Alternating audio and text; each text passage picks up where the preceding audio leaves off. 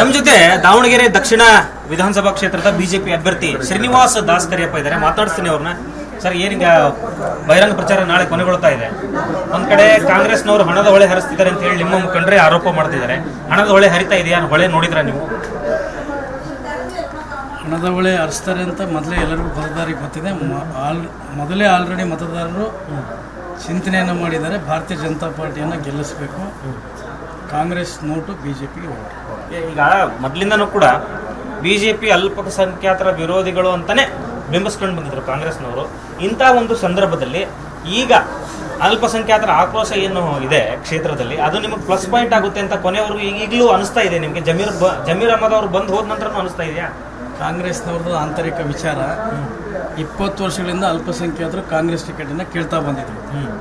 ಆದರೆ ಅವ್ರಿಗೆ ಯಾವತ್ತೂ ಕೂಡ ಕಾಂಗ್ರೆಸ್ ಟಿಕೆಟ್ ಕೊಟ್ಟಿಲ್ಲ ಅನ್ನುವಂಥ ಕಾರಣಕ್ಕಾಗಿ ಅವರು ಅವ್ರ ವಿರುದ್ಧ ಆಕ್ರೋಶಗೊಂಡಿದ್ದಾರೆ. ಇವತ್ತು ಅವರು ಕಾಂಗ್ರೆಸ್ ವಿರುದ್ಧ ಸಿಡಿದಿದ್ದಾರೆ ಅಂತ ಹೇಳಿದರೆ ಅದು ಆಂತರಿಕ, ಅವರು ಕಾಂಗ್ರೆಸ್ದು ಅವ್ರದ್ದು ಆಂತರಿಕ ವಿಚಾರ. ನಾನು 2,32,000 ಮತದಾರಿಗೂ ಭಾರತೀಯ ಜನತಾ ಪಾರ್ಟಿ ಅಭ್ಯರ್ಥಿ.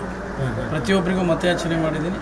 ಮತಯಾಚನೆ ಸಂದರ್ಭದಲ್ಲಿ ಪ್ರತಿಯೊಬ್ಬರು ನನ್ನನ್ನು ಕರೆದು ಗೌರವ ಕೊಟ್ಟು ಮನೇಲಿ ಕೂರಿಸಿ ಸತ್ಕರಿಸಿ ಹಾಲು ಕೊಟ್ಟು ಈ ಬಾರಿ ಭಾರತೀಯ ಜನತಾ ಪಾರ್ಟಿ ಮತ ಹಾಕ್ತೀವಿ ಅಂತೇಳಿ ಅವರೇ ಸ್ವಯಂ ಪ್ರೇರಿತರಾಗಿ ನನ್ನ ಕರೆದು ಹೇಳಿದರು.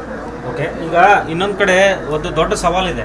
ಸಿದ್ದರಾಮಯ್ಯನವರು ದಾವಣಗೆರೆಯಲ್ಲಿ ಓಡಾಡಿರುವಂಥದ್ದು, ಸಾಕಷ್ಟು ರೋಡ್ ಶೋಗಳನ್ನ ಮಾಡಿದ್ದಾರೆ, ಬಹಿರಂಗ ಸಭೆಗಳನ್ನ ಮಾಡ್ತಾ ಇದ್ದಾರೆ. ಇವತ್ತು ನೀವು ರೋಡ್ ಶೋ ಇಟ್ಕೊಂಡಿದ್ದೀರಿ. ಎಷ್ಟು ಜನರ ಮೇಲೆ ಎಷ್ಟು ಇಂಪ್ಯಾಕ್ಟ್ ಆಗ್ಬೋದು ಇದು? ನಿಜಕ್ಕೂ ಜನಾಕ್ರೋಶ ಇದೆಯಾ? ನೀವು ಕಾಣ್ತಾ ಇದೆಯಾ? ಈಗ ಹೆಚ್ಚು ಜನಾಕ್ರೋಶ ಜನರೇ ಹೇಳ್ತಾ ಇದ್ದಾರೆ.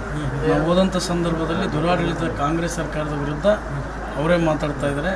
ನಮಗೆ ಗ್ಯಾರಂಟಿ ಬೇಕಿರಲಿಲ್ಲ, ದುಡಿಯೋ ಕೈಗಳಿಗೆ ಯುವಕರಿಗೆ ದುಡಿಮೆ ಕೊಡಬೇಕಿತ್ತು. ಶಕ್ತಿ ಇರ್ತಕ್ಕಂಥವ್ರಿಗೆ ಯಾವುದೇ ರೀತಿಯಾಗಿರ್ತಕ್ಕಂಥ ನಿರುದ್ಯೋಗವನ್ನು ಸೃಷ್ಟಿ ಮಾಡಿದ್ರು, ಉದ್ಯೋಗ ಸೃಷ್ಟಿ ಮಾಡಿಲ್ಲ ಅಂತೇಳಿ ಅವರೇ ಸ್ವಯಂ ಪ್ರೇರಿತರಾಗಿ ಮನೆಯಲ್ಲಿ ಅವರೇ ಮಾತಾಡ್ತಾರೆ. ಸಾಮಾನ್ಯವಾಗಿ ಉಪಚುನಾವಣೆಗೆ ಬಂದಾಗ ಕ್ಯಾಂಡಿಡೇಟ್ಗಳನ್ನು ಕೂಡ ಫೋಕಸ್ ಮಾಡಿ ವಾಕ್ಸಮರಗಳು ನಡೀತಾ ಇರ್ತವೆ.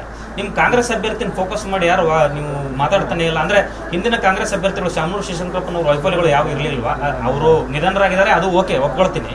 ಬಟ್ ಏನು ವೈಫಲ್ಯಗಳು ಅವನಿಗೆ ಬೆಳಕೆ ಚೆಲ್ತಾ ಇಲ್ವಲ್ಲ? ಈಗ ಕಾಂಗ್ರೆಸ್ ದುರಾಡಳಿತ ದಕ್ಷಿಣದಲ್ಲಿ ಕಾಂಗ್ರೆಸ್ 23 ವರ್ಷ ಯಾವುದೇ ಒಂದು ಉದ್ಯೋಗವನ್ನು ಸೃಷ್ಟಿ ಮಾಡಿಲ್ಲ, ಕೆಲಸ ಮಾಡಿಲ್ಲ, ಶಿಕ್ಷಣದ ಬಗ್ಗೆ ಆದ್ಯತೆ ಕೊಟ್ಟಿಲ್ಲ, ಆರೋಗ್ಯದ ಬಗ್ಗೆ ಆದ್ಯತೆ ಕೊಟ್ಟಿಲ್ಲ, ರಸ್ತೆ ಅಗಲೀಕರಣ ಇಲ್ಲ. ಇವತ್ತು ಎಲ್ಲವನ್ನ ಅರ್ಥ ಮಾಡ್ಕೊಂಡಿದ್ದಾರೆ ಮತದಾರರು.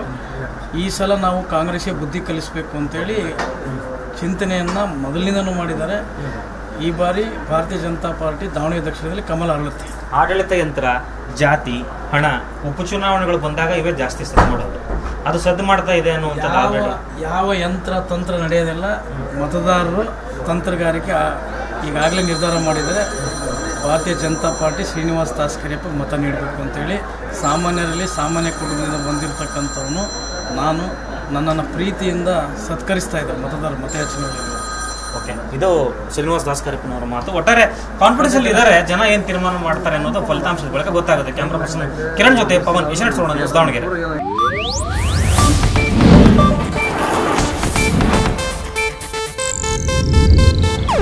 ಇದು ಏಷ್ಯಾನೆಟ್ ನ್ಯೂಸ್ ನೆಟ್ವರ್ಕ್ ಪ್ರಸ್ತುತಿ.